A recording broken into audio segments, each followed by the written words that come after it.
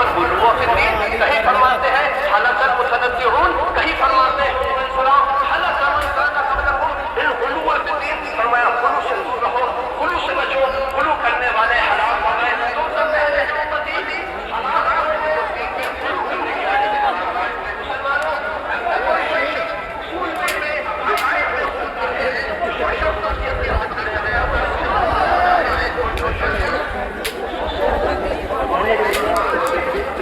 یار دھکا مت دیو۔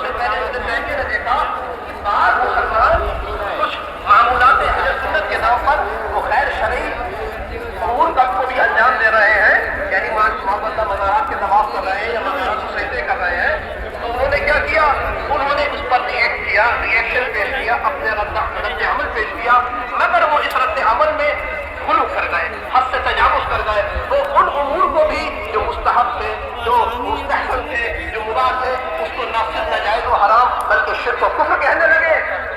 کیا کہنے لگے؟ شرک و کفر ہے، اور ان کا غلو انبیاء کرام اور اولیاء اعظام کی بے ادبی اور گستاخی تک جا پہنچا۔ یہ کیوں ہوا؟ یہ دین میں غلو کرنے کی وجہ سے ہوا۔ پھر جب یہ تحریک وہابیت عرب سے نکل کر کے ہندوستان کی سرزمین پر آئی اور اسماعیل دہلوی دارالعلوم دیوبند کے ذریعے اس کی نشر و اشاعت کا سلسلہ شروع ہوا تو اعلیٰ حضرت نے تحریک تجدید دین شروع فرمائی اور اعلیٰ حضرت نے اس بد مذہبی کے ایک پر ریئیکٹ کیا، اس بد مذہبی بدعقیدگی اور غلو کے عمل پر رد عمل پیش کیا، مگر اعلیٰ حضرت کا رد عمل حد اعتدال میں رہا۔ اعلیٰ حضرت نے غلو نہیں فرمایا، اعلیٰ حضرت نے حد تجاوز نہیں فرمایا، یعنی ایسا نہیں تھا کہ اعلیٰ حضرت رد وہابیہ کے جوش و تعصب میں وہ ان امور کو بھی جائز کہہ دیتے جو ان شرع ناجائز و حرام ہے۔ نہیں، اعلیٰ حضرت نے قوالی کا بھی رد کیا، تعزیہ داری کا بھی رد کیا، مزارات پہ طواف کا بھی رد کیا، مزارات پہ سجدوں کا بھی رد کیا، سجدہ تعظیمی کا بھی رد کیا، امام باڑی کا رد کیا۔ یعنی آپ دیکھیں اٹھا کر کی کتاب امام احمد رضا رد بدعات و منکرات، اتنا وقت نہیں ہے کہ میں اس تفصیل میں جاؤں، بس سنی مسلمانوں بتانا یہ ہے کہ اعلیٰ حضرت کا اعتدال دیکھو، اعلیٰ حضرت کا تناسب دیکھو، اعلیٰ حضرت کا توازن دیکھو۔